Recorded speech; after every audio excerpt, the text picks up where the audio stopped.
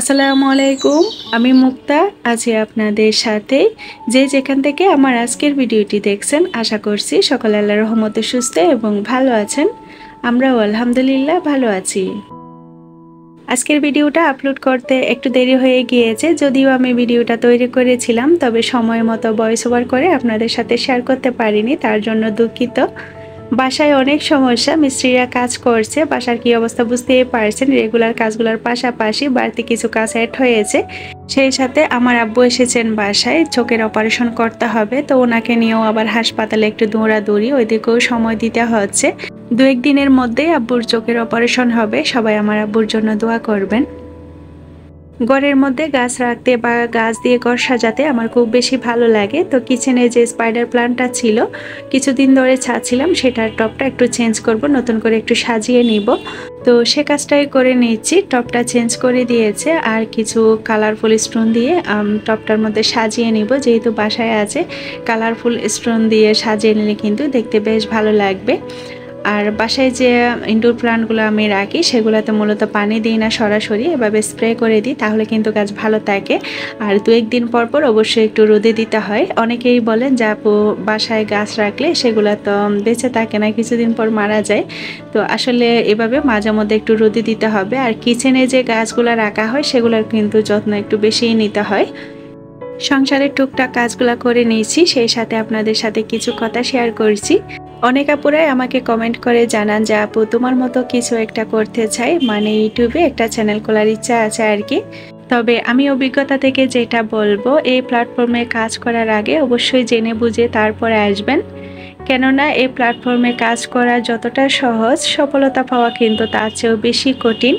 একটা channel grow করিয়ে দাঁড় করাতে অনেকটা পরিশ্রম করতে হয়, সেই সাথে অনেক বেশি ধৈর্য থাকতে হয়। তো অনেকে আবার ধৈর্য পরিশ্রম করেও কিন্তু ৩-৪ বছর একটা চ্যানেলে কাজ করেও কোনো সফলতা পায় না, পরে আবার হতাশা হয়ে ফিরে যায়। আবার অনেকে আছেন একটা চ্যানেলে ১-১.৫ বছর কাজ করার পর যখন সেই চ্যানেলটা দাঁড় করাতে পারে না, তখন সেই চ্যানেলটা ছেড়ে দিয়ে নতুন আরও একটা চ্যানেল খুলে কাজ করতে শুরু করে। তখন দেখা যায় সেই চ্যানেলও কিন্তু তেমন একটা ভিউ হয় না, তখন কিন্তু হতাশাটা আরও বেশি বেড়ে যায়। তো আপনি চাইলে কাজ শুরু করে দেখতে পারেন। যদি মনে হয় যে না, এই জায়গাতে আমি কাজ করতে পারবো, আমার জন্য ঠিক আছে, তাহলে কিন্তু আপনি চালিয়ে যেতে পারেন। আবার যখন মনে হয় যে না, ৬ মাস ১ বছর কাজ করার পর এই জায়গাটা আমার জন্য না, তাহলে কিন্তু আপনি ইজিলি বের হয়ে যেতে পারেন। সেই মানসিকতাটা নিয়েই কিন্তু কাজ শুরু করতে হবে। তবে আমি যেটা বলবো, শুরু থেকেই যদি আপনি কোনো একটা কিছু আশা করে প্ল্যাটফর্মে কাজ শুরু করেন, তাহলে কিন্তু এই জায়গাটা আপনার জন্য নাও হতে পারে। তো শখের বসে যারা কাজ করেছে আমি দেখলাম আর কি পর্যন্ত, তো তারাই মোটামুটি এগিয়ে গিয়েছে। যাই হোক, আমি কিন্তু কোনো কিছু জেনে বুঝে যে ইউটিউবে কাজ শুরু করেছি তা কিন্তু নয়। আমিও কিন্তু হুটহাট করে কিভাবে কাজ শুরু করেছি সেটা আমি নিজেও জানি না। তার গল্পটা অন্য একদিন আপনাদের সাথে শেয়ার করব। আর আমি আমার চ্যানেলে প্রায় ২ বছর যাবৎ কাজ করেছি। তো ৬ মাস পর যদিও মনিটাইজেশনটা পেয়ে গিয়েছিলাম, এরপর অ্যাডসেন্স লেটারটা পেতে আমার ১ বছর লেগে যায়। তো আসলে এই প্ল্যাটফর্মে কাজ করতে এসে বুঝতে পারছি অতটা কিন্তু সহজ নয়। প্রতিটা ধাপ কিন্তু অনেক বেশি কঠিন, অনেকগুলা ধাপ পার করতে হয়। কেউ বা ১টা ২টা পার করে কিন্তু চলে যাচ্ছে, আবার কেউ বা একটাও পাচ্ছে না, এভাবে আবার ছেড়ে দিচ্ছে। যাই হোক, ২ বছর পর আমি সফলতা পেয়েছি আলহামদুলিল্লাহ। সেই সাথে আমার ৮,০০০ সাবস্ক্রাইবার পূর্ণ হয়েছে আলহামদুলিল্লাহ। আর এই ৮,০০০ সাবস্ক্রাইবারের প্রতিটা সাবস্ক্রাইবার আমার কাছে অনেক বড় একটা পাওয়া। আপনাদের ভালোবাসার সাথে থাকলে আমি অনেক দূর এগিয়ে যেতে পারবো। আসলে সফলতার কোনো শর্টকাট রাস্তা নেই। আমার এই সফলতার পেছনে ছিল মহান আল্লাহ তাআলার অশেষ রহমত, সেই সাথে আপনাদের ভালোবাসা আর আমার অক্লান্ত পরিশ্রম আর ধৈর্য। সবচেয়ে বড় বিষয় হলো আমার পরিবারের সাপোর্ট। সোহার বাবার অনেক বেশি সাপোর্ট ছিল। সে মানুষ হিসেবে খুবই ভালো, খুবই সুন্দর মন মানসিকতার মানুষ। তার অনেক গুণ আসলে বলে শেষ করা যাবে না, আর আমি সেটা সোশ্যাল মিডিয়ায় বলতেও চাই না। তো আমি নিজেকে অনেক বেশি সৌভাগ্যবতী মনে করি যে তার মতো একজন জীবনসঙ্গী পেয়ে। তার সাথে সুখে দুঃখে ১৪ বছর পার করেছি আলহামদুলিল্লাহ। বাকি জীবনটাও ঠিক এইভাবে পার করতে চাই, সেই দোয়াই করি মহান আল্লাহ তাআলার কাছে। সবাই আমাদেরকে এবং আমার পরিবারকে দোয়ায় রাখবেন। অনেক আপুরাই আমাকে কমেন্টে বলেন যে আপু আমার জীবনে সুখ নেই, তোমার মতো সুখী হতে চাই, আমার জন্য একটু দোয়া করিও। আসলে প্রতিটা মানুষের জীবনেই কিন্তু প্রাপ্তি অপ্রাপ্তি থাকে। প্রতিটা মানুষের জীবন পাওয়া না পাওয়ার মধ্য দিয়ে কিন্তু অতিবাহিত হয়। আমরা যদি জীবনে না পাওয়াটাকে বড় করে না দেখে পাওয়াটাকে বড় করে দেখি, তাহলে আমাদের জীবনে সুখের অভাব হবে না। আল্লাহ আমাকে সুস্থ রেখেছেন, তার চেয়ে বড় সুখ আর কি হতে পারে। অন্য 5 জনের চেয়ে আমাকে অনেক বেশি ভালো রেখেছেন, তার চেয়ে বড় পাওয়া আর কি হতে পারে। আমার যা আছে তা হয়তো বা অন্য 5 জনের নেই, বা আমি যে অবস্থানে আছি সেই অবস্থানে আসার জন্য অন্য 5 জন স্বপ্ন দেখে যাচ্ছে। সেই চিন্তাধারাগুলো যদি আপনার মস্তিষ্কে গেঁথে নিতে পারেন, তাহলে কিন্তু আপনার আর মন খারাপটা আসবে না। মহান আল্লাহর প্রতি সবসময় শুকরিয়া আদায় করবেন, যে অবস্থানে থাকুন না কেন। তাহলে আপনার জীবনে আর সুখের কমতি হবে না। সবসময় চেষ্টা করবেন ছোট ছোট বিষয়গুলা থেকে সুখ খুঁজে নিতে আর নিজেকে অনেক বেশি সুখী করতে। দুদিনের দুনিয়া, মানুষ কয়দিন বা হায়াতে বেঁচে থাকে। এই ছোট্ট জীবনে এত পাওয়া না পাওয়ার হিসাব করে কী লাভ? যা পেয়েছি তাতে সুখী থাকি না, তাহলে তো জীবন সুন্দর। আমি তো সব সময় নিচের দিকে তাকাই, হয়তোবা আমার জীবনে অনেক অপ্রাপ্তি আছে, সেটা কিন্তু অস্বীকার করতে পারবো না। তবে আমি যা পেয়েছি, আল্লাহ তাআলা আমাকে যা দিয়েছেন তার উপরে আমি অনেক বেশি সন্তুষ্ট, এবং ভেতর থেকে একটা ঢেকুর তুলে বলি আলহামদুলিল্লাহ। আপনি যদি এই পর্যন্ত আমার ভিডিওটি দেখে থাকেন আর আমার আজকের ভিডিওতে দেখানো কোনো অংশ যদি আপনার ভালো লেগে থাকে, তো প্লিজ একটি লাইক দিতে ভুলবেন না। আপনার একটি লাইক আমার ভিডিওটি অনেক মানুষের কাছে পৌঁছে দিতে সাহায্য করবে। আর যদি আমার চ্যানেলে নতুন হয়ে থাকেন, যদি এই ধরনের ভিডিওগুলো দেখতে আপনি পছন্দ করেন, চাইলে চ্যানেলটি সাবস্ক্রাইব করে নিতে পারেন। কাজগুলো যদি আপনি অলরেডি করে থেকে থাকেন, তো আপনাকে অসংখ্য ধন্যবাদ। আমার এক প্রিয় আপু বেশ কয়েকটা ভিডিওতে কমেন্ট করেছিলেন সোহাকে একটু দেখানোর জন্য, তো আজকের ভিডিওতে তাকে একটু রেখেছি। যেহেতু এখন স্কুল বন্ধ আছে, সে সব সময় তো বাসায় থাকে, এমনিতে সে তেমন একটা সময় পায় না আসলে। তো যেদিন স্কুল বন্ধ থাকবে বাসায় থাকে, সেদিন টুকটাক আমাকে অনেক কাজে হেল্প করে। আপনারা তো দেখেন সোহাসিয়াম যেদিন বাসায় থাকে, বাবু আর আমার পিছনে পিছনে গুড়গুড় করে না, তো আমি আমার কাজগুলো শান্তি মতন আস্তে ধীরে করে নিতে পারি। সোহা তার নিজের কাজগুলোর পাশাপাশি আমাকেও অনেকটা কাজে হেল্প করেছে, আর আমি একটু একটু করে আপনাদের সাথে শেয়ার করেছি। এদিকে সোহার বাবা বাজারে গিয়েছিল, বেশ মাছের বাজার করে নিয়ে এসেছে। গতকালকে মুরগির বাজারটা এনেছিল, সেগুলো গুছিয়ে রেখেছি। তো আজকে বন্ধের দিন মাছের বাজারটা করেছে। মাছের বাজারটা রাত্রে করলে কিন্তু একদমই ভালো পড়ে না, তো সেজন্য বলেছিলাম ছুটির দিনে সকালবেলা মাছের বাজার করতে। তো বেশ কয়েকবার থেকে সকালের দিকে মাছের বাজারটা করা হয়। আর এদিকে সব ধরনের মাছ কিন্তু কেটে আনা হয়েছে, শুধুমাত্র লইট্টা মাছটা কেটে আনেনি। তো মাছগুলো আমি কেটে নিব বটি দিয়ে। আর লইট্টা মাছ ফ্রিজে রেখে রান্না করলে কিন্তু খেতে ভালো লাগে না, তো সাথে সাথে রান্না করে ফেলবো। আর যে মাছগুলো কেটে এনেছে, কই মাছ, এখানে সুরমা মাছ ছিল, ইলিশ মাছ ছিল, সাথে কাতল মাছ ছিল আর কি। তো সবগুলো মাছই কেটে এনেছে। এর বাইরেও কিন্তু মাছ কিনে আনার পর আমি এভাবে একটু উপরে যে কালো আবরণটা থাকে মাছের মধ্যে, সেটা কিন্তু ঘষে একটু সাদা করে ফেলি, পরিষ্কার করে ফেলি। এতে করে মাছের আষ্টে গন্ধটাও থাকে না, আর রান্না করলে কিন্তু সুন্দর দেখায়, খুব ভালোভাবে পরিষ্কার হয় আর কি। কালো চামড়াটা সহ রান্না করলে কিন্তু বাসায় কেউ পছন্দ করে না, কেমন জানি দেখতে বিশ্রী টাইপের হয়। তো আর এই পাথরটার সাহায্যে আমি সব সময় মাছ পরিষ্কার করে থাকি। এটা আমার আব্বুর একটা স্মৃতি। যাই হোক, অনেক ভিডিওতে বলেছে, আপনারা হয়তো জানেন। আর টাকি মাছগুলোও আমি এভাবে সাদা করে ফেলেছি, ভালোভাবে রান্নার উপযোগী করে একেবারে পরিষ্কার করে তারপর ফ্রোজন করব।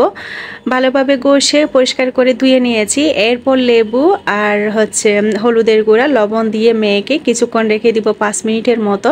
আর লেবুর খোসাটাও আমি দিয়ে দিয়েছি। আর আমার এক ননদের কাছ থেকে আমি এই পদ্ধতিটা শিখেছি। এভাবে মাছ ক্লিন করলে কিন্তু মাছের আর কোনো ধরনের গন্ধ করে না, আর ফ্রিজে অনেক দিন সংরক্ষণ করে খাওয়ার পরও কিন্তু টেস্টটা অটুট থাকে। 5 মিনিট লেবু পানিতে ভিজিয়ে রেখে আরও বেশ কয়েকবার ক্লিন করে নিয়েছি। আর লইট্টা মাছটাও কেটে সেম প্রসেসে আমি পরিষ্কার করে নিয়েছি। এবার পানিটা ঝরে গেলে তারপর বক্স করে ফ্রিজে রেখে দিব।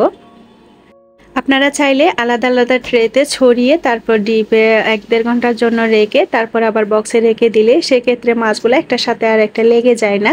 তখন যখন রান্না করবেন প্রয়োজন অনুযায়ী যে কটা পিস লাগবে সে কটা রান্না করে ফেলতে পারেন। তো আমার যেহেতু ফ্রিজে তেমন একটা জায়গা নেই বা ট্রেতে করে রাখার, তো আমি এভাবে একেবারে রেখে দিচ্ছি। ইলিশ মাছটাও ভালোভাবে পরিষ্কার করে ধুয়ে নিয়েছি, জাস্ট কেটে নিয়ে নিই। ইলিশ মাছ কেটে না রেখে এভাবে আস্ত এভাবে পলি ব্যাগ পেঁচিয়ে রেখে দিলে কিন্তু খুব ভালো থাকে বেশ অনেক দিন।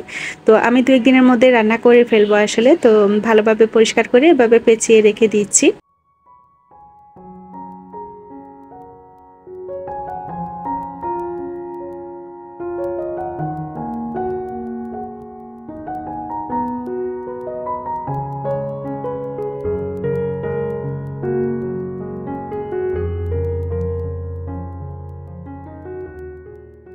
আজকে তেমন রান্নাবান্না করছি না, জাস্ট লইট্টা মাছটা রান্না করে ফেলছি। লইট্টা মাছ হাতে মেখে এভাবে রান্নার রেসিপিটা আমি কয়েকদিন আগের একটা ভিডিওতে শেয়ার করেছিলাম। তো আজকে আর ওভাবে শেয়ার করছি না। যেভাবে ছোটো মাছের চচ্চড়ি রান্না করা হয় ঠিক সেভাবে লইট্টা মাছটা আমরা রান্না করে থাকি, আর এভাবেই আমাদের কাছে খেতে বেশি ভালো লাগে। তো আজকে বাসায় ধনে পাতা ছিল না, তো একটু লেবু পাতা এনে দিয়ে দিয়েছি। বারান্দার বাগানে তো আবার একটু লেবু গাছ আছে, ওখান থেকে আর কি। তো এদিকে হচ্ছে ভাজি করে নিয়েছি একটা আলু পটল টমেটো দিয়ে, আর গতকালকের একটু ডাল রান্না ছিল। তো দুপুরে মোটামুটি হয়ে যাবে, আর রাতে একটা প্রোগ্রাম আছে, তো সেটাও আপনাদের সাথে শেয়ার করব। বিকালে একটা লেমন পাউন্ড কেক তৈরি করেছিলাম, যেহেতু কিছুদিন আগে আমি পাউন্ড কেকের রেসিপিটা শেয়ার করেছিলাম, তো আজকে আর ওভাবে আপনাদেরকে দেখানোর ইচ্ছা ছিল না। তো একজন আপু জানতে চেয়েছেন হ্যান্ড বিটার ছাড়া আর কি দিয়ে কেকগুলো তৈরি করা যায়। তো আপুর জন্য আজকে আমি হ্যান্ড বিটার ব্যবহার না করে এই ছোট্ট জিনিসটা দিয়ে কেক তৈরি করে নিচ্ছি। চাইলে ব্লেন্ডার মেশিনেও কিন্তু এই কেকগুলো তৈরি করা যাবে। সেক্ষেত্রে হচ্ছে ডিম আর সয়াবিন তেল, লিকুইড দুধ আর চিনি একসাথে ব্লেন্ডার করে তারপর শুকনো উপকরণগুলো মিশিয়ে নিলে হয়ে যাবে। তো আমি আজকে খুব সহজ পদ্ধতিতে এই হ্যান্ড উইশার দিয়ে বানিয়ে দেখাচ্ছি। যে কোনো একটা কাজ যখন আপনি করতে করতে অভিজ্ঞতা হয়ে যায়, তখন আর সেই কাজটা কোনো মেজারমেন্ট লাগে না, যেভাবে করেন না কেন সেভাবেই কিন্তু খুব পারফেক্ট হয়ে যায়। ঠিক বেশ কয়েকদিন ধরে আমি খুব কিন্তু কেক বানাচ্ছি, কেক বানাতে আমার ইদানিং এত ভালো লাগছে, তো বানিয়ে ফ্রিজে রেখে দিচ্ছে। আর আমার আব্বু যেহেতু আছে, আমার আব্বু আবার কেক খেতে খুবই পছন্দ করে, তো বেশি করে কেক বানিয়ে নর্মাল ফ্রিজে রেখে দিচ্ছি, যখন তখন বাচ্চারা ক্ষুধা লাগলে একটু খেয়ে নিতে পারে, বড়রাও খেয়ে নিতে পারে। আর এই ধরনের কেকগুলো কিন্তু বাচ্চা বড় সবাই কিন্তু খুব পছন্দ করে। যখন হ্যান্ড বিটার দিয়ে আমি কেক বানাই খেয়াল করেছি তখন কিন্তু খুবই স্পঞ্জি এবং উপরে সুন্দর কালার আসে আর খুবই সফট হয় আর কি। আর যখন এই হ্যান্ড উইশার দিয়ে করি তখন কিন্তু উপরে কালারটা সুন্দর আসে না, আর একটু টাইট টাইট টাইপের হয় আর কি। তো বেশ অনেকক্ষণ সময় ধরে কিন্তু ফেটিয়ে নিতে হয় এভাবে দুধ ডিম চিনি, একটু কষ্ট হয় আর কি, হাতের প্রেসার দিয়ে করতে হয়। তবে হ্যান্ড বিটার দিয়ে অনেক বেশি সুবিধা, আর ব্লেন্ডারও কিন্তু খুব সহজে করে নেওয়া যায়, চাইলে ব্লেন্ডারও করে নিতে পারেন এই কাজটা। আমি এই ধরনের কেকগুলো সবসময় চুলায় তৈরি করে থাকি, আর এভাবে বড় হাঁড়ির মধ্যে চুলার আঁচটা লো করে রেখে তারপর বসিয়ে রাখি। 50 থেকে 55 মিনিটের মধ্যে আমার কেকটা কিন্তু হয়ে যায়। তো এভাবেও কিন্তু কেকটা অনেক বেশি মজার হয়, উপরে কালারটা যদিও তেমন একটা আসে না আর কি। আর উপরে একটু চিনি শিরা দিয়ে দিচ্ছি, একটু চিনিতে পানি মিশিয়ে তারপর উপরে এভাবে একটু ব্রাশ করে দিয়ে দিচ্ছি, এতে করে উপরের সাইডটা আর শক্ত হয়ে যাবে না আর কি, সফট থাকবে।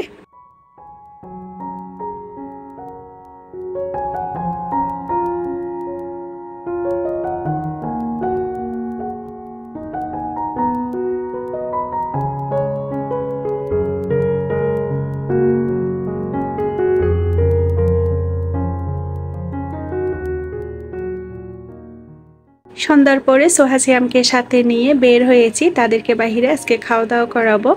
সব সময় তো সোহার বাবাই আমাদেরকে খাওয়া দাওয়া করায়, তো আজকে আমি সবাইকে খাওয়া দাওয়া করাবো আমার জীবনের প্রথম উপার্জন থেকে। আমার কয়েকজন শুভাকাঙ্ক্ষীকে আসতে বলেছিলাম, তো তার মধ্যে একজন এসেছে আমার খালাতো দেবর, এবং সে আমার জন্য ফুল নিয়ে এসেছে, ফুল দিয়ে অভিনন্দন জানিয়েছে।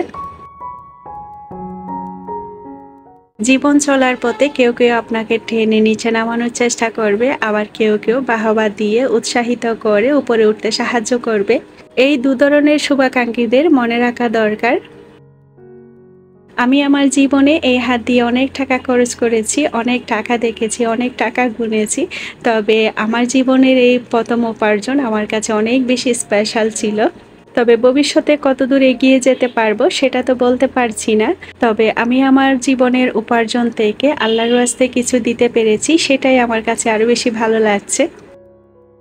অনেক আপুরা হয়তো বা বলতে পারেন আপু ফার্স্ট পেমেন্ট হিসেবে কত পেয়েছেন, তো আসলে বলবো মোটামুটি আলহামদুলিল্লাহ ভালো একটা অ্যামাউন্ট পেয়েছি।